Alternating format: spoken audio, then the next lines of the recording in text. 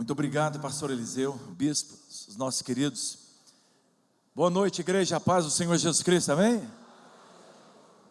O ano passado eu estive aqui, fiquei muito impressionado com a igreja, e o bispo está falando, olha, nós vamos fazer uma reforma aqui.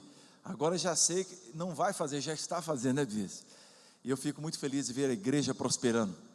Eu quero crer, não é meu assunto ainda, mas eu quero deixar uma palavra, que eu vejo muitas pessoas falando, nós somos no fim. Eu particularmente não creio, nós estamos no início de um novo começo, nós estamos no início de uma nova era em que Deus está fazendo coisas grandiosas. Alguém fala, uau, que lugar grande, maravilhoso, é porque você não viu o que Deus vai fazer do lado de lá ainda. A glória da segunda casa será maior do que a primeira. Quantos creem nisso? Diga amém. Eu creio nisso, queridos, e estou muito feliz de estar com vocês aqui. Sempre me recebem muito bem, são pequenos detalhes. Eu vim de Brasília agora à tarde, aí nós estamos hospedados num hotel aqui próximo. Aí cheguei no hotel e falei assim, olha, tem uma garagem para guardar meu carro? O cara falou assim, a igreja deixou paga até a sua garagem. Eu falei, meu Deus do céu, isso que é igreja. Então, muito obrigado pelo carinho. Mesmo estando de carro, o meu querido irmão ali, está em algum lugar aqui, não sei, me procurou, me buscou lá. Muito obrigado, sempre é um prazer. Estive falando só para homens naquele dia, e foi uma reunião muito abençoada, viu? Mas hoje está mais florido, né? Mais mulheres, mais alegre, mais colorido, e para mim é uma honra muito grande estar falando com vocês nessa noite, amém? Queridos, o 7º congresso, né? 7ª conferência da família, e família um lugar de honra. Eu estou muito feliz de estar aqui, por vários motivos. Primeiro que sempre é uma honra poder falar do amor de Deus, falar das coisas que trazem edificação sobre a casa de Deus, sobre as famílias. Amo família, sou apaixonado por família.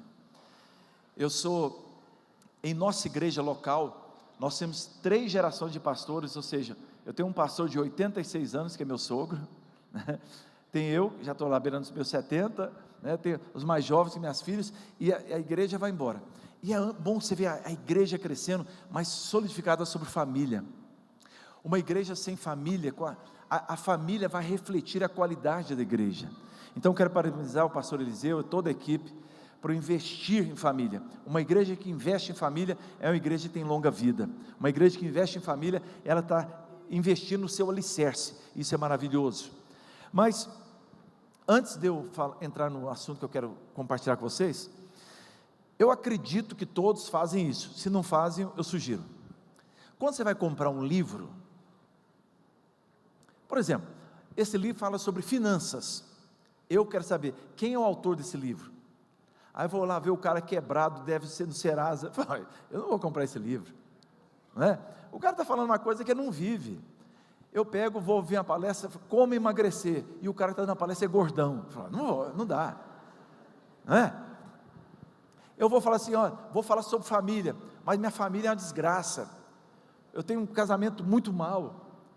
Mesmo que ele possa falar a verdade, mas você fala, cara, como é que eu vou viver essa verdade, se esse homem que está falando não vive? E eu quero afirmar a vocês, em nome de Jesus nessa noite, que eu quero compartilhar daquilo que Deus tem feito em nossas vidas.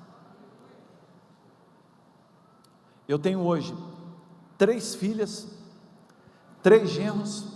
Minhas filhas já têm filha de 40 anos, tal. Tenho 3 netos, e a minha família, até minhas netas, são 100% envolvidas no reino de Deus. Todos pregam. As minhas netinhas chegam lá, querem limpar a cadeira, estão lá envolvidas. Eu fico feliz olhando. Eu falo assim, puxa vida, pastor, mas o que você fez para os seus filhos nunca desviarem? Nunca. Nenhuma das minhas filhas nunca teve um dia que desviou. Eu posso fazer uma brincadeira aqui com vocês? Eu sei que muita gente nem todo mundo gosta, mas eu vou fazer, vou arriscar. Inclusive vou arriscar apanhar lá fora, mas tudo bem. O ministério, a gente corre risco. Minhas filhas nunca chegaram perto de drogas.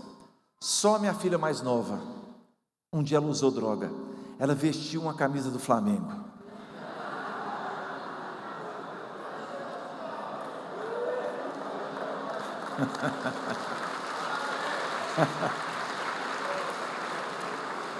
Segurança, Eu preciso de um segurança me levar até lá fora agora. Vamos Que o pessoal quer me bater ali. Amém. Mas, queridos, deixando o Flamengo de lado, gente, a coisa melhor do mundo, se você for fazer uma piada, faça contra o Flamengo.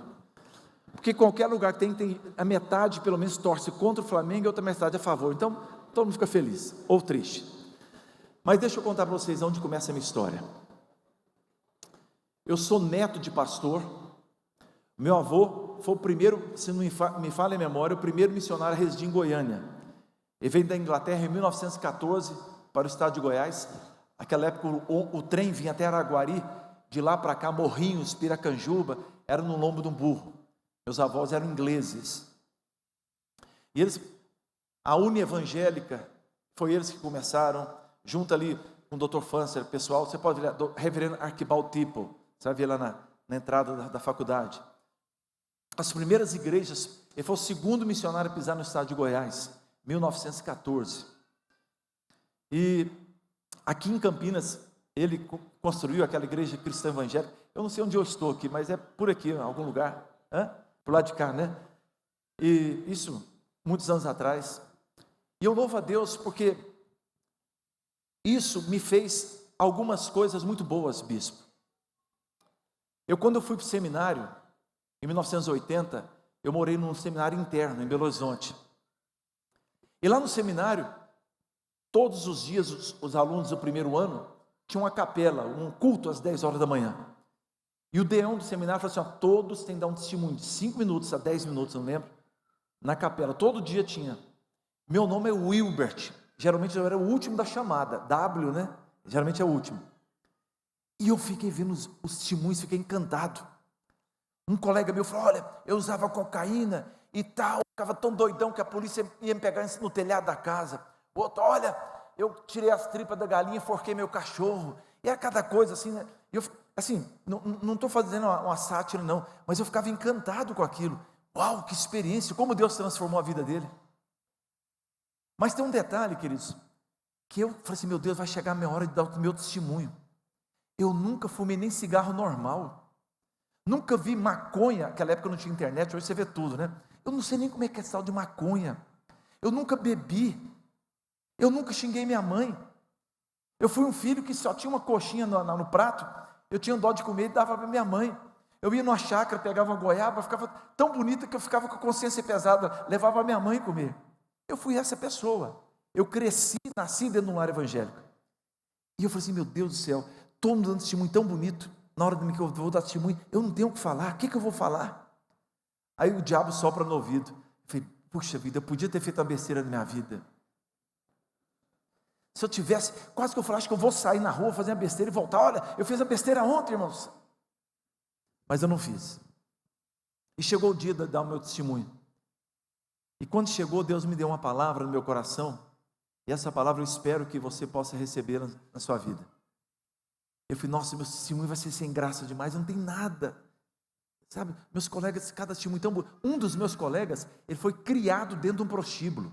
Não é que ele ia no prostíbulo, ele foi criado dentro do prostíbulo. Então assim, cada testemunho assim, a gente chorava. O meu falou, ninguém vai chorar, ninguém vai fazer nada. E eu cheguei numa, falei assim, gente, eu não vou pedir desculpa para não ter nada para contar para vocês, porque eu fui criado num lar evangélico. Meus pais sempre me amaram, sempre deram um monte de testemunho. Eu não fiz nada que vocês fizeram. Mas tem uma coisa, um dia eu vou casar e vou ter filhos, se Deus permitir. E eu quero que meus filhos, quando chegarem adultos, tenham o meu testemunho e não de vocês. Eu quero que meus filhos, ao chegar mais tarde, falem assim, olha, eu não tenho traumas, eu não envolvi com drogas, a não ser com a camisa que eu já falei, não vou falar o nome para não apanhar aqui. Eu não tive nada disso, não fui rebelde. Eu simplesmente, Deus me preservou disso. E eu falei isso naquele dia, eu era solteiro. E sabe o que aconteceu, irmãos? Deus ouviu a minha oração. E foi exatamente esse o caminho da minha família. Mas tudo começou em 1976. Eu comecei a pregar o evangelho lá no Núcleo Bandeirante em Brasília. 76. Ou seja, quase 50 anos atrás praticamente. E eu comecei a pregar o evangelho. E eu pedi na escola uma diretora que me permitisse uma sala. As casas eram muito pequenas. A sala, tamanho desse quadrado aqui, ó, na sala de aula. falei, eu quero trazer meus amigos. Eu tinha perdido um amigo meu que morreu com drogas. Eu falei com a diretora, ela teve dó de mim, eu era um menino, 17, 18 anos. Ela falou assim, ó, tudo bem, mas a escola tem que estar limpinha no domingo, porque segunda-feira tem aula. Eu falei, deixa comigo. Eu levei 5, 6 amigos lá, e eu lavava domingo, tudo limpinho, até a porta da escola, para a diretora não tomar a escola. E na segunda-feira ela falou, tá ótimo. E eu levei 5, 6, 7 amigos, eu cheguei a levar 200 jovens no sábado à noite para falar de Jesus para eles. Só que todo domingo eu lavava a escola, até que um dia, eu estava lavando a escola, eu tinha por volta dos meus 17, 18 anos nessa época, e chegou uma menininha, francesinha assim, magrinha, um vestidinho, não vou falar que tipo de vestido não, porque ela disse que eu falo errado. E ela pegou e falou assim, oi, tudo bem? Eu falei, tudo. Eu vim te ajudar a lavar a escola. Eu falei, sério? Eu falei, avivamento chegando, né? Eu falei, sério. Olha, tem vassoura, balde está aqui. E ela foi lá, eu e ela lavamos o chão da escola todinho. Eu falei, uau, que menina abençoada. No outro sábado eu tinha reunião, domingo à tarde eu estava lá, lavando a escola novamente. Quem chega novamente? Ela. Oi, vim te ajudar a lavar a escola de novo. Ah, que legal. Você prefere o rodo ou o balde ou a vassoura? Não, e ela me ajudou. E no terceiro domingo e quarto domingo, eu olhei para aquela menina, ela tinha 14 aninhos, 14 para 15 anos agora. Eu falei, Deus, tudo que eu preciso da minha vida é o Espírito Santo para me ajudar a pregar e uma moça para me ajudar a lavar depois. E foi passando o tempo, ela já ficou bem mais velha, agora tinha 15 anos. E eu já era maior, tinha 18 anos. E um dia nós saímos da igreja, no culto da manhã, nós congregamos na mesma igreja, e passando a pé ali, em frente à delegacia de polícia, só coincidência a delegacia de polícia, não tem nada a ver com a gente. E a gente passando a porta, era domingo, meio-dia, romântico, né? Domingo, meio-dia, a pé, em frente à delegacia de polícia. Eu olhei para ela e falei assim, escuta, você quer namorar comigo? Ela olhou para mim assim e falou assim, quero. Tem que falar com meu pai. E o pai dela era o pastor da minha igreja. Naquele dia 2 de abril de 1978, ou seja, 47 anos atrás, eu peguei na mão daquela menininha de 15 anos e nunca mais larguei. Hoje ela tem 62 anos e eu continuo segurando a mão dela do mesmo jeito. Eu quero apresentar para vocês a Alice.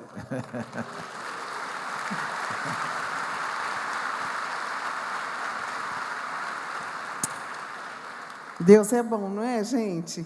Vocês viram o que ele falou? Que pegava a goiaba linda e levava para a mãe dele? Continua desse jeito, só que agora ele entrega para mim, né? Deus é bom demais e Deus satisfaz os desejos do nosso coração.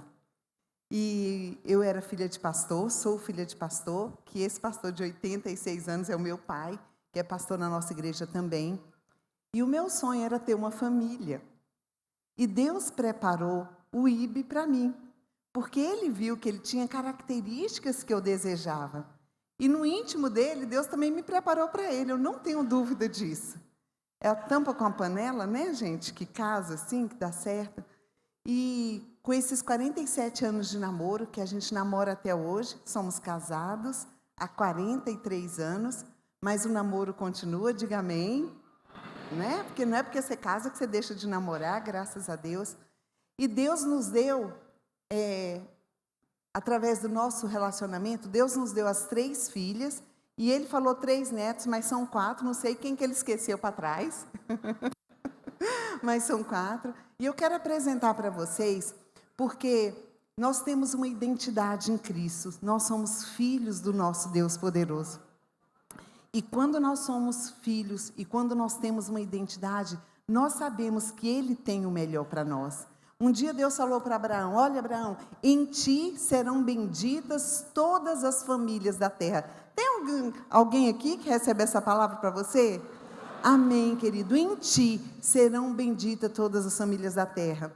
E nesse período de relacionamento, nesse período de namoro, nesses 47 anos, nós temos vivido uma vida, não somos perfeitos, tá bom? Não somos perfeitos, mas nós temos colhido o melhor dessa terra, como casal, como família. Eu tenho aqui uma amiga minha, que é minha amiga desde antes de eu começar a namorar com o Ibe, né? Desde antes da gente se casar, a Graça, ela mora aqui, e ela falou, não, aonde vocês forem falar, eu vou também. E hoje ela veio aqui, então ela conhece a nossa vida, desde a época que eu casei, ela conhece a minha família, conhece os meus filhos, já morou, já dormiu na nossa casa, é uma amiga querida e ela está aqui hoje.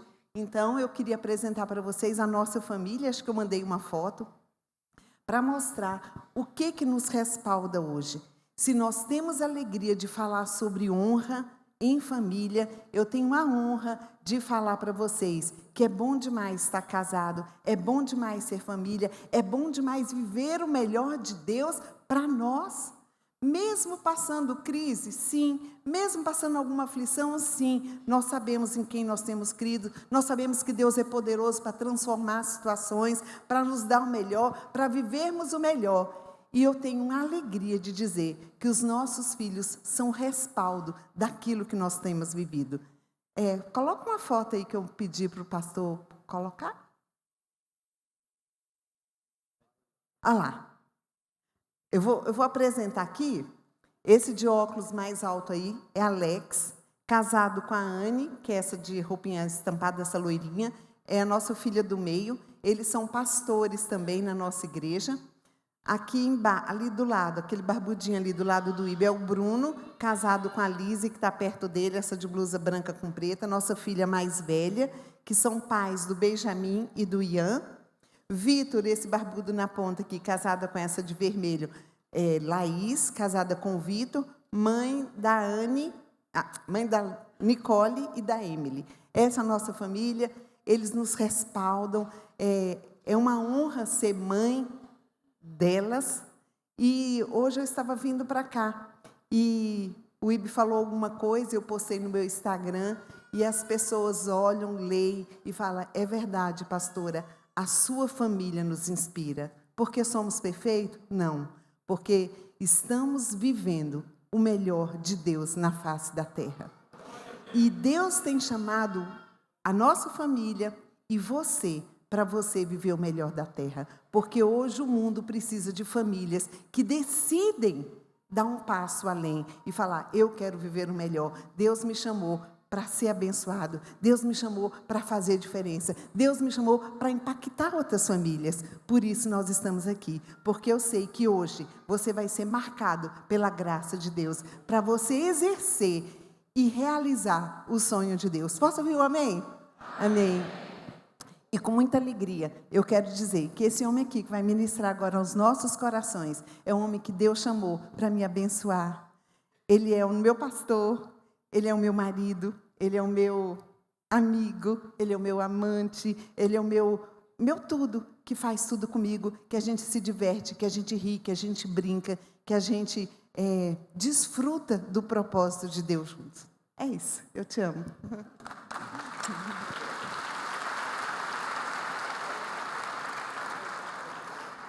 É a mulher mais doce que vocês podem imaginar. Queridos, quero ler 1 Pedro, capítulo 5, versículo 8. Diz assim, estejam alertas e vigiem. O diabo, o inimigo de vocês, anda ao redor como leão, rugindo e procurando a quem possa devorar.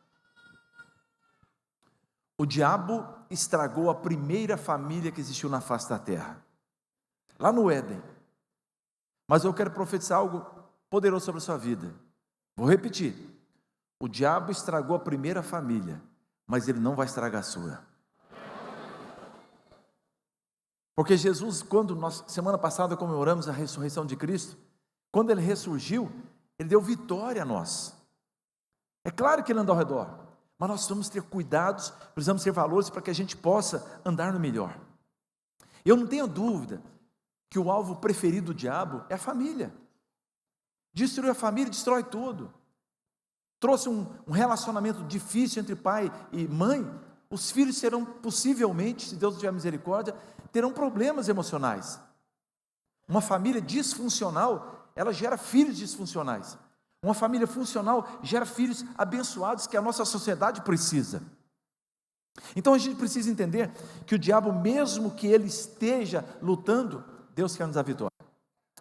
O IBGE, agora em 2022, o último censo de 2022, constatou que no Brasil houveram 420 mil divórcios. Estou falando do mundo não, estou falando do Brasil. No Brasil houveram 420 mil divórcios. Isso dá, em nossa nação, bispo, que coisa absurda, a cada 2 minutos, não é 2 horas não, a cada 2 minutos nós temos um divórcio no Brasil. Para pensar quantas pessoas da sua família, seus vizinhos, seus colegas de trabalho são divorciados. Você vai entender o que é essa pesquisa. A cada 2 minutos o diabo tem destruído uma família, e quando destrói, queridos, é difícil. Pais, preste atenção, a gente que é pastor, sou pastor há quase 40 anos, quando a gente recebe uma pessoa nova na igreja, pode vir do espiritismo, não importa, ateu, não importa, pode vir em qualquer lugar, se essa pessoa veio lá do mundo, mas ela teve uma família funcional, pai e mãe, vivendo bem, essa pessoa cresce rapidinho. Se uma pessoa chega na igreja, vem da família disfuncional, às vezes o pai agredindo mãe, agredindo filho, enfim, alguns problemas familiares, essa pessoa, não é que ela não vai crescer, mas ela tem mais dificuldade. Começa pelo termo, quando você vai, ora aí, dificilmente uma pessoa que tem um problema com os pais, ou com o pai, principalmente, dificilmente vai falar assim, pai querido, ele não fala, ele fala, Senhor Deus. Não está errado você dizer Senhor Deus, só estou analisando que muitas vezes a pessoa tem dificuldade de dizer a palavra pai, porque isso não é uma coisa boa na alma dele. Mas Deus sempre, Ele quer restaurar e transformar a nossa vida. Por isso nós precisamos entender, queridos, que o tema do nosso congresso aqui é família é um lugar de honra. E nós precisamos levar isso a sério. O diabo não vai destruir meu lar, o diabo não é bem-vindo no meu lar, porque o convidado de honra da minha casa é o Senhor Jesus. Quantos dizem amém? Levante essa mão e diga, glória a Deus por isso. Diga comigo, a minha família é um lugar de honra. Amém? E quando a gente fala de honra, nós precisamos honrar nossos filhos, precisamos honrar nossas esposas, precisamos honrar nossos maridos, precisamos honrar nossos pais, precisamos todos juntos honrar o Senhor e Salvador das nossas vidas. Por isso que a gente precisa ficar muito preocupado nos nossos dias, queridos. Uma das coisas que o diabo mais quer roubar em nossas vidas é a honra na família.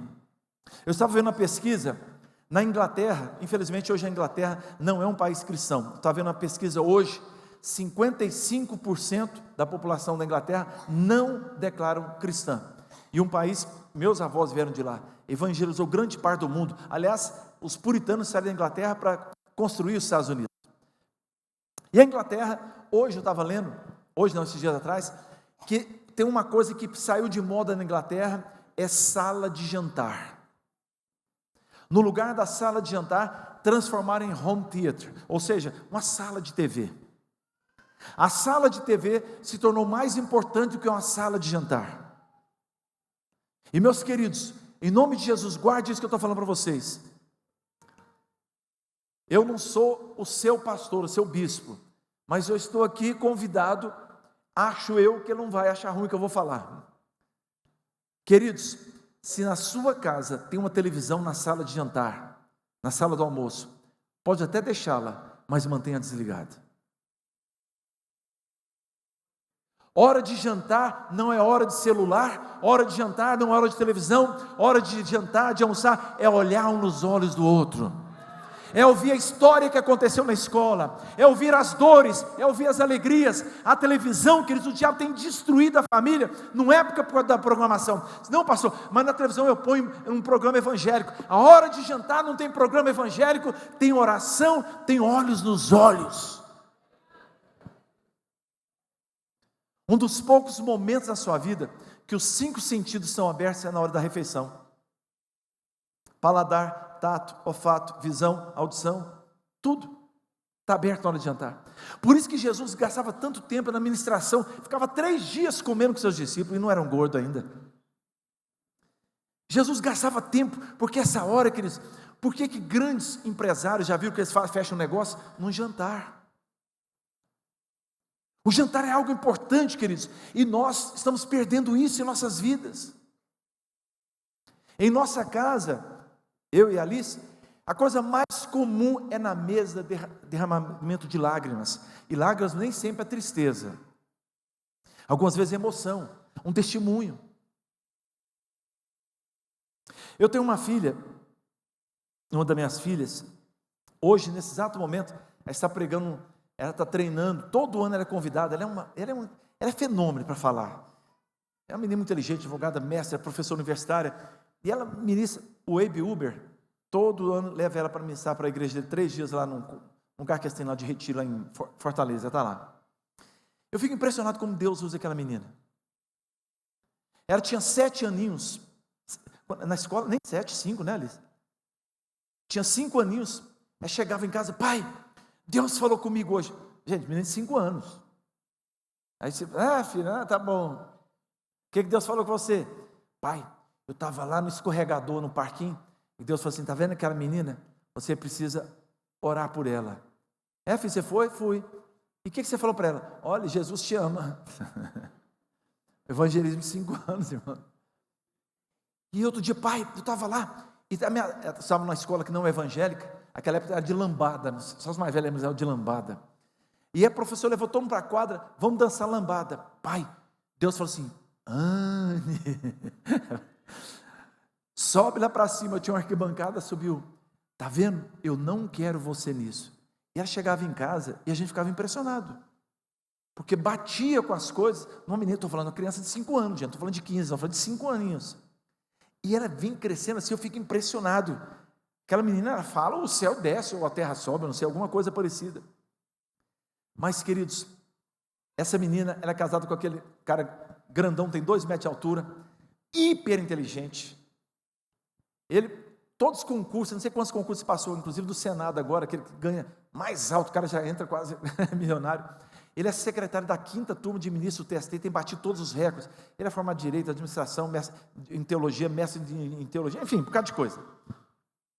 E ele é muito inteligente, ganha muito bem. Pensa um cara com doce de coco. Se é alguém diabético, pensa em outra coisa. Um cara que não levanta a voz, homem de Deus, minha filha, quando era pequena, nem brincadeira ela gostava. Se não fosse, sabe, negócio de menininha, vou rebolar. Ela nunca fez isso. A gente não falava nada. Era uma coisa, no aspecto do Nazireu, separado deles, foi isso, ela. Só, queridos, que ela cuidava de jovens, cuida até hoje. E Deus tenha feito uma coisa maravilhosa na vida dela. E ela chegou com 17 anos de casada. Tem dinheiro, tem vida emocional boa, tem vida com Deus maravilhosa, são líderes, precisam, ter filhos para poder ministrar, entender o relacionamento. E ela tinha um problema no casamento, enfim, problema de fertilidade, que eu estou falando. E ela nunca disse para ninguém, nem para a gente. Um dia nós estávamos no jantar, e ela falou assim, pai, eu queria falar com você. Muitas vezes vocês ficam pedindo, cadê o netinho, cadê o netinho? Eu e Alex, nós já fizemos de tudo. E a gente não pode ter filhos. Naquela hora, meu Deus, ela encantada com os sobrinhos doidos com ela, com o marido dela, são doces de pessoas. E naquele momento, ela disse, eu não posso ter filhos. Nós fizemos fertilização in vitro, fizemos tudo. Não, Deus não nos quis dar esse filho. E sabe quando ela escolheu? Na hora do jantar. Nós baixamos a cabeça e choramos todos. Nesse dia estavam as irmãs, abraçaram com ela e choraram. Mas naquele momento, nós oramos juntos. E ela se levantou como uma guerreira. Ela nunca tinha falado, chegou na frente da igreja e falou assim, olha, muita gente fica pedindo sobre meus filhos. Deus não me deu ainda. Nós acolhemos 73 refugiados do Afeganistão, a nossa igreja. E soubemos que viria 2 crianças, ficaram órfãos. Talibã havia matado os pais dela, uma menina de 9 e de 11. ela entrou com contato com o consulado de São Paulo, falou assim, eu quero adotar, nunca vi na minha vida, me pode trazer, duas, uma de 9 e de 11 anos, e lá eles não falam árabe, é uma língua, é um dialeto que eles falam lá, não é, um persa, a língua dele parece que é persa o nome que eles colocam lá, e ela procurou escola para ela começar a estudar, para o dia que pudesse adotar essas crianças, ela poder já falar com eles, e já preparou toda a casa dela, também deu errado, não foi aprovada lá no consulado em São Paulo, enfim, e as frustrações vieram, mas sabe onde está a força da nossa casa? Em Deus, claro em Deus, mas quando nós sentamos à mesa, a ministração no coração, por isso meu querido e minha querida, talvez esteja acontecendo coisas com seu filho, com a sua filha, e ele não tem a oportunidade de falar, mas na mesa é o lugar que Deus está preparando, não permita que a televisão, na hora do jantar, do almoço, aquela notícia chata, não sei quem matou não sei quem, e corrupção, e tanta sujeira, tire isso da sua vida em nome de Jesus. Quem vai ministrar nos seus corações, da sua família, a mídia ou a palavra de Deus? Se você escolher pela palavra de Deus, desligue e selecione. Sua cabeça não é lixo para qualquer coisa, e muito menos seus filhos. Então, a primeira coisa que eu quero que você entenda, meu querido, em nome de Jesus, essa noite, que o diabo quer roubar o lugar de honra na sua família, mas o lugar de honra começa na mesa, o lugar de honra começa nas palavras, o lugar de honra precisa estar em todos os lugares. Minhas filhas, olha, que Deus nos castigue, se eu estiver exagerando uma coisa, mas eu com essa mulher aqui, a gente é louco um pelo outro. Você sabe que eu beijei uma menina de 15 anos e agora beijo na boca de uma de 62? De língua ainda. Não adianta você falar, eu estou falando a verdade. E detalhe, quando eu casei com ela, eu amava. Hoje, ela é parte da minha vida, não tem como separar mais. Sabe que a minha filha mais velha, que tem 40 anos, é uma grande advogada, graças a Deus, Deus tem abençoado muito a vida dela. Sabe que ela pegou o microfone no dia do casamento e falou assim, olha gente, eu faço um voto a Deus hoje, não quero nada mais que isso, eu quero que o meu casamento seja como o do meu pai e da minha mãe é. Minhas filhas não têm traumas, são meninas felizes, abençoadas. Por quê? Porque nós resolvemos um dia colocar nossa vida diante de Deus, tudo. O que eu vou falar aqui, se você não fez isso, não quer dizer que você vai ser amaldiçoado, nem que você não vai ser abençoado. Mas nós namoramos 4 anos e 4 meses e casamos virgens. E quando nós chegamos no hotel, primeira noite nossa, eu falo isso assim, se você não fez, por favor, não se sinta menos abençoado, pelo amor de Deus. Estou contando o que a gente fez. Nós chegamos no hotel, fechamos a porta do quarto, claro, não podia ficar aberta. E a primeira coisa que nós fizemos no quarto, queridos, foi ajoelharmos nós dois. Foi, Deus, a partir de hoje, nós temos uma vida em comum. E queremos que o Senhor seja honrado em nossas vidas. Se Deus for honrado na sua casa, não haverá espaço para o diabo. O diabo não fica em lugar que Deus é honrado. O diabo é expulso simplesmente pelo ambiente do poder do nome de Jesus Cristo. Segunda coisa, queridos, que eu quero destacar com vocês essa noite. Nós temos o poder de escolher quando nós honramos entre a vida e a morte. Tanto no livro de Deuteronômio capítulo 30, havia o monte da bênção e da maldição. Deus falou, escolha a bênção. Mas lá no Éden também tinha a árvore da vida, do conhecimento, do bem, e nós sabemos que Deus falou assim, não coma, você tinha o poder de escolher. Infelizmente algumas pessoas escolhem a morte. Se você está vivendo bom ou mal hoje, possivelmente é fruto de decisões de ontem na sua vida. Eu vou contar uma coisa para vocês, o evangelho é maravilhoso demais. Antes de ontem, está fresquinho, antes de ontem, hoje é sexta, quarta-feira, eu e a Alice atendemos um casal lá na igreja, um casal que já tem filho de 19 anos, são mais de 20 anos de casado, e esse casal, vou contar um detalhe, isso não vai fazer muita diferença não, mas é um casal próspero, ele tem algumas empresas que vão muito bem, ele tem mais de 100 funcionários, Só estou falando assim para dizer, é um cara que aparentemente realizado na vida. Onde tem fazenda, tem supermercado, tem padaria, tem um bocado de coisa. E ele, há uns 15 dias atrás, me ligaram e falaram assim, olha, está na UTI, tem um problema no coração, sei lá, pressão e tal. Eu liguei para ele e ele começou a chorar no telefone, não entendi nada. Eu conheço há muitos anos. Me liga, você pode me atender com a minha esposa? Eu falei, posso. Quando eu marquei no escritório, chegou só ele. Ela demorou uns 10 minutos para chegar. Eu falei, mas são casados por quê? O que houve? Ele falou, não, eu não estava na UTI. Vou te mostrar, falar o motivo que eu estava na UTI. Sentaram no meu escritório. Eu estou contando essa história aqui porque talvez sirva para alguém. Ele pegou e falou assim, pastor, eu sou um cara trabalhador, assim. Ele começou a falar as coisas que ele faz, honesto. E há 15 dias atrás, eu peguei o celular da minha esposa e ela estava com intimidades pelo WhatsApp com outro homem. E falou na frente dela, e a mulher limpando as lágrimas nos olhos. E a gente ficou constrangido, falei, meu Deus, ele começou a falar, e começou a tremer a boca dele assim, ó. Eu levantei, peguei um copo d'água, dei para ele, o cara saiu da UTI. E na minha frente, tremendo de novo, né? E ele falou assim, esse foi o motivo que eu fui para a UTI. Eu estou chorando e tal. Aí que ele falou para mim, bispo, eu contratei um cara para matar ele. Não só contratei, já paguei a metade. Outra metade quando o serviço ficar pronto. Imagina você ver o nível de estresse que estava diante da minha vida, da minha esposa, e aquele casal. Eu falei, meu Deus do céu, o sangue de Jesus tem poder. Eu sou formado em pastor, não sou delegado, meu Deus. Eu disse para ele, escuta, fulano, esse caminho não resolve. Mas é minha honra, eu não merecia isso e tal. Eu deixei falar, desabafar. Eu falei, Deus, me dê estratégia.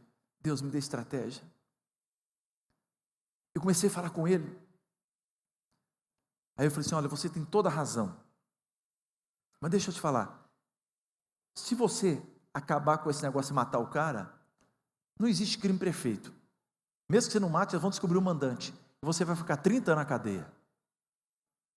E vai ficar melhor para você? Vai ficar melhor para os seus filhos? Vai ficar melhor para a sua reputação? Não vão me prender não. Falei, como não vão? Porque a minha ideia é, na hora que eu matar ele, eu vou suicidar. Vou dar um tiro na cabeça.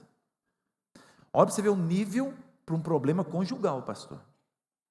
É um grande empresário, um cara de sucesso, mas olha para você ver o que é com as coisas. Eu falei assim, para com isso. Deixa eu te contar uma história. E eu comecei a contar uma história, pastor. E eu espero que, na hora, Deus me trouxe. Eu li um livro, uns 30 anos atrás, 20 anos atrás, chama Os Orixás no Brasil. Esse livro foi publicado pela Caixa Econômica Federal. Na época, se não me parece, era o Zé Sarney que era o presidente. E nesse livro, conta sobre os Exus. Você vai falar, pastor, você veio falar de Jesus ou do Exu? A gente tem que entender quem os nossos inimigos, como é que ele trabalha. E nesse livro não está falando mal dos Exus não, contando como é que é a origem dele, como é que ele surgiu, que ele às vezes era perigoso, porque ele gosta de brincar com as coisas, falando desse jeito no livro. Eu vou contar a história para vocês. Havia um rei, e eu contei a história para ele. Deus me deu direção naquela hora. Havia um rei, no reinado que eles serviam ao Exu. E acontece que o rei e a rainha começaram a ter uma crise no casamento. E a rainha foi ao Exu e falou assim, Exu, eu preciso ter o amor de volta do rei, nós estamos vivendo muito ruim, E ela amava o rei. Você pode me ajudar? Eu falei, posso. Você vai pegar uma faca amolada, uma faca virgem. Quando o rei estiver dormindo, ele era barbudo igual eu, você vai pegar um fiozinho de barba e corta com a faca o fio de barba e traz para mim, que eu vou fazer um trabalho e vou trazer seu amor de volta. É igual essas placas, você vê, traga o seu amor em 7 dias. E sabe o que aconteceu? O Exu não satisfeito correu no rei. Rei, você me serve e você sabe que eu sou o seu protetor. Eu sei. Pois eu vou dizer uma coisa para você. Esta noite a rainha vai tentar te matar. Não. A gente está com crise no casamento, mas não seria capaz de fazer isso. Pois eu sei de tudo. Confie no Exu. Finja que está dormindo o rei. Fica como diz, de mutuca, fica de olho aberto. Ela vai chegar com a faca e vai tentar te degolar. Então, rei, você vai ver se eu estou falando a verdade. Finge que está dormindo. Se você não agir rápido, você vai ficar sem o seu pescoço. Não é possível. Tá bom, só faça o que eu estou falando. E o Exu, não satisfeito ainda, foi no príncipe, que era um homem já. Falou: olha, esta noite seu pai vai tentar matar sua mãe. Não, porque eles estão na crise. Não, mas não vai matar. Vai, eu sei de tudo. Faz o seguinte, príncipe, fique com os ouvidos na alcova do rei. Quando você ouvir grito, meu filho, se você não agir rápido, o seu pai vai esfaquear sua mãe hoje. Olha como é que o diabo faz, queridos. O diabo, se você pensa que o diabo quer destruir seu casamento, enganou, meu querido. Ele quer destruir seu casamento, a sua vida, suas finanças, a sua saúde, os seus filhos. Ele vem para matar, roubar, destruir tudo. A Bíblia fala que um abismo chama outro abismo. E voltando à história, a rainha, o rei estava deitado, fingindo estar dormindo, a rainha veio com a faca na mão, em direção ao pescoço do rei, mas para fazer o quê? Para buscar um fiozinho de barba, porque o Exu disse que esse era o caminho de restaurar. E ela chega com a faca no pescoço do rei, e o rei, te peguei! Alguém está com medo do Exu aí? E o rei pegou a faca da mão dela, e ela começou a gritar, e o rei tomou a faca e segurou. Não acredito que você vai matar, começou a gritar com ela, segurando com a mão e com a faca na outra. A faca tinha tomado dela. Quem está na mutuca na porta? O príncipe. E vendo o rei gritar com a rainha, e o príncipe empurra com o pé a porta, e a cena que ele vê, o diabo já montou para ele ver coisas que não é verdade. Olha para mim, o diabo muitas vezes monta coisas que você está vendo que não é verdade. Ele é o enganador, e se possível vai enganar os eleitos de Deus, diz a palavra de Deus. Tome cuidado. E o príncipe olhou, o que ele viu? Lembrou da palavra do Exu. Hoje seu pai vai matar sua mãe. Qual a cena? O rei segurando a rainha com a mão e com a faca na outra. Não teve dúvida. E o príncipe imediatamente pegou uma lança e lançou, e atravessou o coração do rei de seu pai. Moral da história: a rainha perdeu seu casamento, perdeu o amor da sua vida, o reino perdeu o rei, e o príncipe se tornou um assassino do seu próprio pai. Todos, nenhum tinha má intenção, todos bem intencionados, porém enganados pelo Exu. Existem muitas pessoas que acham que estão com boas intenções, mas esquecem de olhar para a palavra de Deus. Cuide, meu querido, o diabo é enganador, e nós precisamos entender. Aí eu estava contando a história daquele empresário, para me terminar ela, e eu contei essa história para ele. Eu falei: meu querido, deixa eu te falar uma coisa, você um dia você saiu daqui sem nada, você quer chegar nesse lugar que tem tudo, houve um problema aqui, é grave, eu sei que é grave, mas esse problema é mais doído que onde você quer chegar. Igreja, eu estou perguntando para vocês. Eu saí daqui, tinha tanto sonho de chegar aqui na água de coco, e eu estou com a minha aguinha rala aqui, quente, e eu vou andando, e de repente eu tenho um problema no meio do caminho. E não estou falando que não é grave, não estou falando que não é dolorido, não estou falando que é problemático, não estou falando nada disso. Mas eu estou falando de 1 Coríntios 13, o amor tudo suporta, tudo crê, tudo espera. E aí eu falei para ele: qual é mais importante, onde você quer chegar ou parar hoje? Na sua dor. Eu virei para a esposa dele: você o ama? Claro que eu amo. Me fala a qualidade desse homem. Pastor, ele é trabalhador, ele é um bom pai, ele é um bom marido. Pastor, foi uma fraqueza no momento, foi uma coisa, enfim. Falei: levante, eu vou orar. Eu não tinha condições de falar nada para ele, mas eu tinha falado tudo isso que eu estou contando para vocês. Comecei a orar por ela. Aí falei para ele: ainda sobrou um pouquinho de amor por sua esposa? Ele falou assim: eu tinha tirado minha aliança, eu coloquei de novo, porque eu a amo. Você dá conta de dar um abraço? Estavam separados 15 dias, tá? Você consegue dar um abraço nela? Ele falou: dou. Começou a chorar, chorou. Ela chorou, e eu chorei olhando, chorei.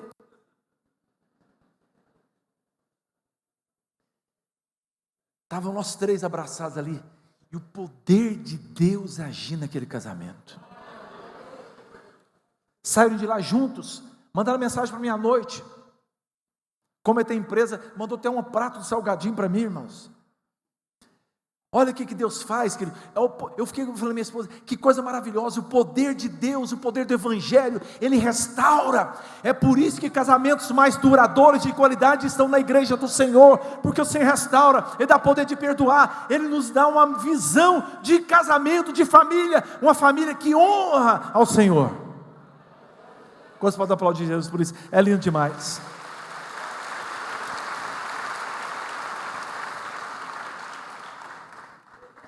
Nossa casa precisa ser alimentada pela palavra de Deus, não pelas redes sociais. Buscar a Deus juntos como família, viver para a glória de Deus. Deus nunca forçou ninguém, desde o Éden, desde Adão, nunca forçou ninguém. Ele nos dá livre escolha. E nessa noite Ele está trazendo uma escolha a cada um de nós, a quem nós queremos honrar dentro da nossa casa. Quem que é a pessoa que deve ser honrada em nossa casa? Todo mundo gosta de receber a honra. Quando as minhas filhas eram pequenininhas, tinha um dia da semana que eu tirava ficar só com elas, a gente contava história bíblica, a gente encenava, fazia tanta festa. E a Alice inventou uma vez, que falou, ó, toda semana nós vamos agora honrar uma de vocês. Uma delas é honrada, não era aniversário nem nada. Elas aprenderam sobre honra. E aí, a gente fazia um desfile, ela põe a roupa tal, a Alice preparava uma coisa que ela gostava de comer, às vezes uma pizza, sei lá, e fazia aquela coisa, e as meninas ficavam sentindo uma rainha, e acabava que era uma princesa mesmo. E elas começaram a entender sobre honra. E uma família ajustada, ela prospera em todas as áreas, queridos. Sabe quem é o maior dizimista da nossa igreja? Nossa igreja é grande também. Só de criança, hoje nós temos 1.500 e poucas crianças abaixo de 11 anos. Sabe quem é o maior dizimista da nossa igreja? A minha família. Aprenderam desde pequena. Deus trouxe bênção. Uma das minhas filhas, que é um grande advogada lá, ela não pega a causa assim, mas Deus traz revelação para ela de causas. Ela assim, ela virou sócia dos maiores escritórios.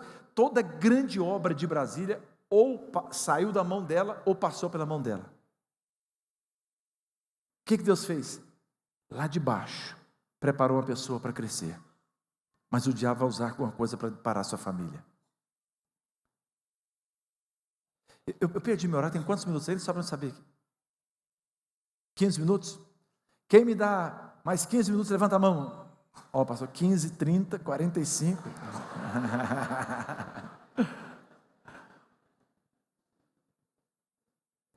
Nós tivemos problemas. Uma das filhas minhas bateu o carro. Ela bateu o carro, essa que é empresária, que é advogada, e a irmã menor estava do lado, sem cinto. Ela teve um derrame cerebral. É uma história longa, eu não vou resumir, porque eu quero contar outra história para vocês antes de terminar.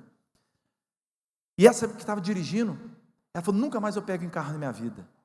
E ela era estagiária de um escritório de advocacia, ela precisava de carro. Eu falei, filha, pega o meu carro, porque o carro dela acabou, foi para o ferro velho. E você vai. Não vou, pai, tremia. Caía cabelo dela, tão nervosa que ficou nela de carro. Eu falei, filha, Deus nos chamou para vencer problemas. Uma batida de carro não pode dirigir sua vida. É você que vai dirigir, Deus vai guardar sua vida. Ela chorando. Eu peguei a chave do carro, falei assim, pega a chave do carro, entra aqui agora e vai trabalhar. Ela, tá bom. Enxugou a lágrima, entrou no carro e foi trabalhar. Hoje é uma grande advogada, já bateu o carro outras vezes, nem liga mais. Deus abençoe.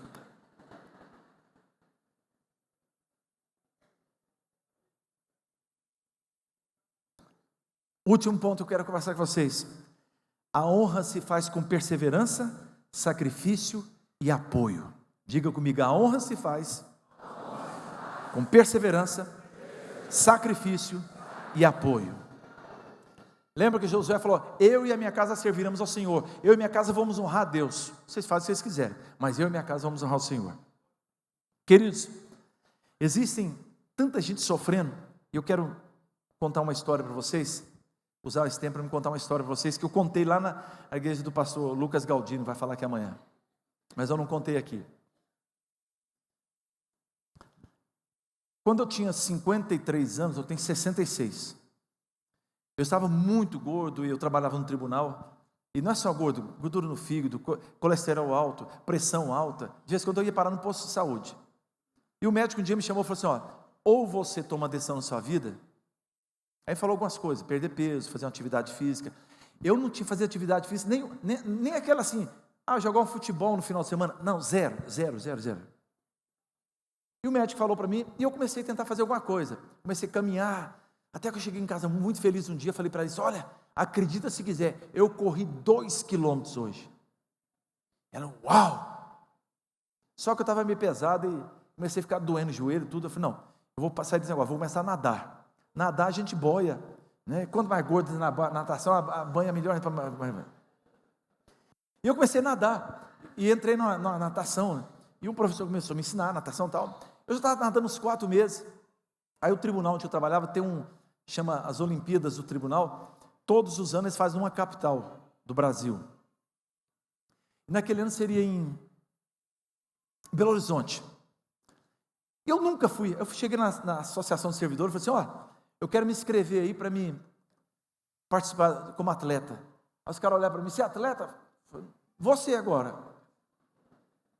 E o que você vai fazer? Vou nadar. E me inscrevi lá. Dois tipos de natação, peito e crawl. Aí cheguei meu chefe, falou, me dá uma ajuda aí, cara, porque eu vou me inscrever, vou sair daqui de Brasília para competir lá em Belo Horizonte, rapaz. Aí falou, Wilbert, fica frio, cara. E eu entrava na internet e via como Phelps, como Cielo treinava, eu queria ser o melhor. E eu fui, e eu estava chegou naquele dia, e eu precisava nadar, ser o melhor. Eu lembro quando estava lá, só podia 2 de cada tribunal numa categoria. E estava um colega meu chamado Chaleira, apelido dele. E o Chaleira competia todos os anos. Eu era o primeiro, eu era desconhecido. E todo tribunal lá, o pessoal começava, Chaleira! E eu do lado, ninguém gritava meu nome. Ninguém. E eu lá sem gracinha. E o meu colega, todo mundo gritando, Chaleira! Mas tinha uma pessoa que torcia. Tinha uma torcida, ela estava torcendo para mim, e ela falou, meu Deus, faça que meu marido ganhe alguma coisa, senão vai morrer, meu Deus. E eu falei, Deus, que eu morra, mas depois de bater a mão lá. E ela, em vez de gritar meu nome, Wilbert, que eu conheço no tribunal com Wilbert, ela ficava, vai amor, vai amor. Amor qualquer um podia ser. E eu olhava assim, Wilbert, né? Enfim, deu a largada. Parece que eu falei, Deus, se eu morrer, eu estarei morrer feliz, mas eu preciso ganhar. Fui lá, fiz a virada olímpica, bati a mão, estava com a adrenalina tão alta que eu pulei fora da piscina. Eu olhei para trás, o Chaleira estava chegando. Aí saiu o resultado eletrônico, que tinha 2 largadas. Primeiro lugar, medalha de ouro, Wilbert, eu. Aí, só para... Aí, expus no site do tribunal, aí medalha de ouro. Aí o repórter lá do tribunal, mas eu não sabia que você era atleta. Eu falei, nem eu. E aí eu tenho pouco tempo, eu vou pulando. Eu comecei depois um dia entrar correr, pedalar, e eu entrei no triatlo. No triatlo, eu nunca tinha feito uma prova de triatlo, você nadar, correr, pedalar. Eu fui e fiz uma prova, todas as provas que eu fiz de corrida, olha, eu competi no Panamá, na Flórida, Havaí, Porto Rico, no Paraguai do Brasil, no Paraguai Brasil, só países, no Brasil todo eu competi muito, maratona, como nos Estados Unidos e tal. Mas todas, 100% das provas que eu corri, a Alice estava lá do lado. O que ela gritava? Vai amor, vai amor. A Alice é uma mulher maravilhosa, mas ela falta um pouco de criatividade, fazer outra coisa além de vai amor. Eu ficava vendo eu nadar, eu ficava vendo para ver como é que eu podia melhorar. O vídeo ficava assim, vai amor, vai amor, vai amor, vai amor, vai amor, vai amor. Não passava disso. Por fim eu tirava o som do vídeo, que eu não aguentava mais aquela palavra. Eu queria me ver nadando, que eu podia melhorar. E aí eu fui para Ironman. Eu fui bicampeão brasileiro pela CBTRI, Confederação Brasileira de Triatlo. Ganhei um campeonato em Brasília, outro em João Pessoa. Fui sul-americano, ganhei um campeonato em Palmas. No sul-americano do Ironman, a Ironman já é o mais top, né? Você nada 3,8 quilômetros no mar, em águas abertas. Depois você pedala 180 quilômetros, depois você corre a maratona de 42. E no Sul-Americano eu fiquei em terceiro lugar no Brasil. E perdi porque eu fui penalizado, fui obrigado a ficar 10 minutos parado. E fiquei 8 minutos atrás do segundo lugar. Mas mesmo assim eu ganhei a vaga para disputar o Mundial no Havaí. E no Havaí é a prova mais top. 1% dos atletas do Ironman do Brasil consegue a vaga para ir para o Havaí. Estava eu lá, do mundo. Todas as provas ali estavam comigo. E eu viajei 3 dias de avião, porque eu queria só viajar milha, né? A gente ficava um dia todo no aeroporto, viajando até chegar no Havaí. Havaí lá perto do Japão. E aí, querido, estou lá no Havaí. E eu já tinha 57 anos. Eu esqueci meu relógio, a Alice voltava no hotel. Eu ficava vermelhinho, com o rosto, tanto correr. E ficava assim, bem, acelera aí. Eu falei, acelera, então vem em meu lugar, não estou dando conta mais não. Você está não sei quantos minutos atrás do cara, você tem que acelerar, tá? E ela ficava torcendo para mim, tudo, vai amor, vai amor. E no Havaí, eu peguei, tudo é vulcânica, que é a terra preta. E eu tive a sorte que peguei o dia mais quente dos últimos 10 anos. Quando eu saí de pé, depois de nadar 4 quilômetros, pedalar 180, só uma subida eu peguei 17 quilômetros. Quando eu pus o sapato, o tênis, estava tão quente que eu joguei água gelada para, parece que queimar meu pé. Eu saí correndo para começar a maratona 2 horas da tarde, aquele sol, nem na sombra o povo ficava. O povo ia para dentro do hotel, tão quente estava. E eu saí correndo, e fui correndo, chegou no quilômetro 21, era uma rodovia. Ali estava um caos. Os melhores atletas do mundo, que não é o meu caso, profissionais, eu sempre fui amador, estou falando de profissionais, esse cara ganhava dinheiro para aquilo. O cara, não é 3 anos, 30 anos mais novo que eu. Eu tinha 57, tinha cara de 27, de 25, 30 anos mais novo que eu. Eu vi os campeões, que eu tirei foto com os caras, que eu sou admirador, tudo parado, alguns chorando com cãibra, desidratado, o pessoal com pronto-socorro lá, dando soro no povo lá, um campo de concentração. E naquele momento eu estava tão cansado, eu passava a mão, tinha sal na minha roupa, e eu olhei e pensei, esses caras são melhor do que eu, são 30 anos mais jovens que eu, estão passando mal, eu vou morrer, pela lógica. E pela primeira vez na minha vida, eu parei aquela prova. Eu lembro que tinha uma mesa como essa, tinha umas laranjas, eu peguei uma laranja, você fica o dia todo, você não vai no banheiro, você não come, você põe gelzinho, você vai tomando. E eu olhei aquilo, comecei a parar e chupar aquela laranja. E na mesma hora, eu lembrei da Alice, desde as 4 horas da manhã, ela está lá na linha de chegada, a CBS, televisão americana transmitindo, minhas filhas no Brasil, as pessoas torcendo por mim, tão dificuldade para eu chegar lá no campeonato mundial, e eu parado, e eu com os meus argumentos, os caras são mais jovens e melhores e profissionais, pararam, por que eu não sou melhor que eles? Mas na hora, queridos, eu fechei os olhos, Deus é testemunha, e eu olhei na minha esposa lá na chegada, desde as 4 da manhã, e eu terminar a prova com 11 horas e pouco, e eu falei assim, eu vou correr, eu vou morrer, se eu morrer, vou morrer feliz, mas eu quero ver a minha esposa gritar, vai amor, e eu comecei a correr, irmãos, sabe o Popeye quando ele pegava uma lata de espinafre, e ele batia no Brutus, e ficava, é mais ou menos aquilo que eu senti, vi a graça de Deus na minha vida, eu comecei a correr, do quilômetro 21 que os caras pararam, eu comecei a correr muito mais rápido. Eu lembro que eu passei por um cara mais novo que eu, ele falou, onde você vai com tanta pressa? Foi minha mulher, estava me esperando a chegada, rapaz. E eu comecei a correr. Teve uma hora que eu olhei, meu pace baixou muito, que é o seu tempo que você faz num quilômetro.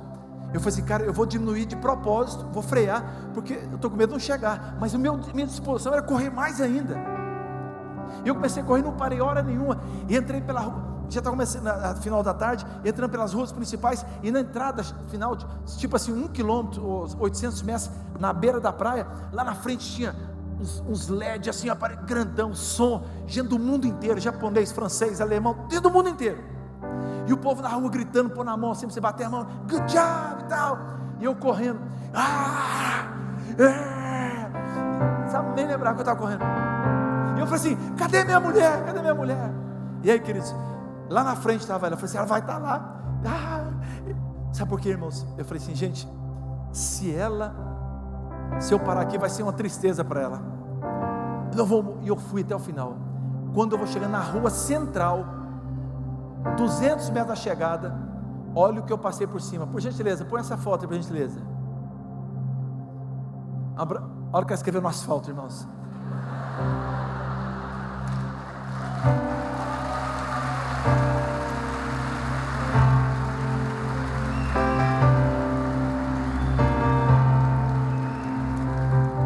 Ela pôs o nome das minhas filhas, dos meus genros, dos meus netos, mandou imprimir lá no negócio lá, pichou o asfalto do Havaí, irmãos, coisa de brasileiro, como se fosse só eu. Tudo quanto é competidor do mundo deve passar por isso aí, vai amor, irmãos. Não tinha como você passar. Pintou a rua toda, irmãos.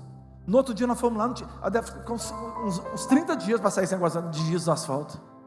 Quando eu passei por aqui, irmãos, cheguei, o locutor lá, você passa no chipzinho, né? Aí apareceu o nome, sua bandeira do seu país, e o locutor: Wilbert Golden Brasil, from Brazil, you are a man. E o povo gritava, aquela festa. E eu entrando, eu só tinha um torcedor lá também. Eu queria saber, a chegada era como daqui ali, menos que daqui no final dali. E eu procurando, tinha uma arquibancada, e ela: amor, amor, amor. E ela veio correndo assim, tinha uma grade, eu abracei ela, estava vermelho de sol, queimado o dia todo. Ela me abraçou, me deu um beijo na boca e falou assim: eu tinha certeza que você não ia desistir. Eu não tive essa certeza, queridos. Queridos, eu aprendi 2 frases naquele dia, que eu quero deixar com vocês hoje.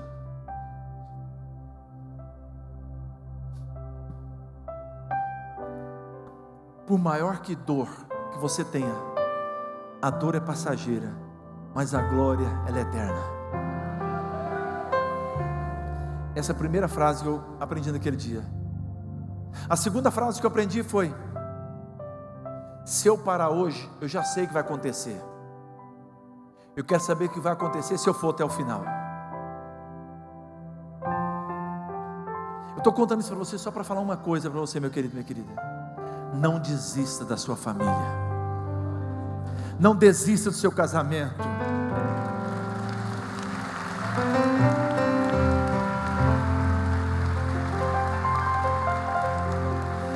Se eu tivesse desistido lá no quilômetro 21, eu não teria essa história para contar para vocês.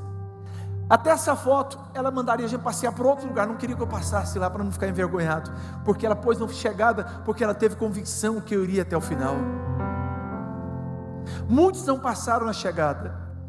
E eu confesso para vocês, bispos, pastores, até o quilômetro 21 eu corri com a minha força. Do quilômetro 21 aos 42 eu corri por ela, por minha família. Tem vezes que você fala: Deus, eu não consigo. Corre mais um pouco, por amor ao Senhor, por amor aos seus filhos, por amor àquilo que você quer chegar na sua vida. Muitas vezes tem dor, tem sofrimento, o diabo quer te parar, mas Deus está falando nessa noite para você: vai amor, não pare. Tem gente esperando na linha de chegada.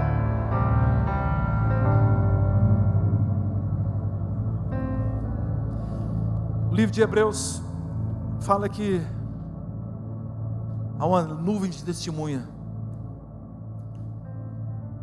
Sem querer errar nada na Bíblia, se você está pensando em desistir da sua vida, do seu casamento, do seu filho está desviado, da sua faculdade, do seu trabalho, da sua fé, a palavra de Deus para você é hoje: muitas vezes a gente pensa em parar. Não pare não, que vai valer a pena passar na linha de chegada. Volte à mesa na sua casa. Volte à oração com a sua família. Volte-se à palavra de Deus. Volte ao amor sacrificial, porque vale a pena. Eu vou falar uma coisa, eu não tenho dúvida que eu vou falar para você nessa noite. O Espírito Santo está hoje no nosso meio. Ele está olhando para cada um de vocês e está olhando para você e fala assim: vai amor, não pare não. Vai valer a pena cruzar a linha de chegada. Que Deus abençoe vocês.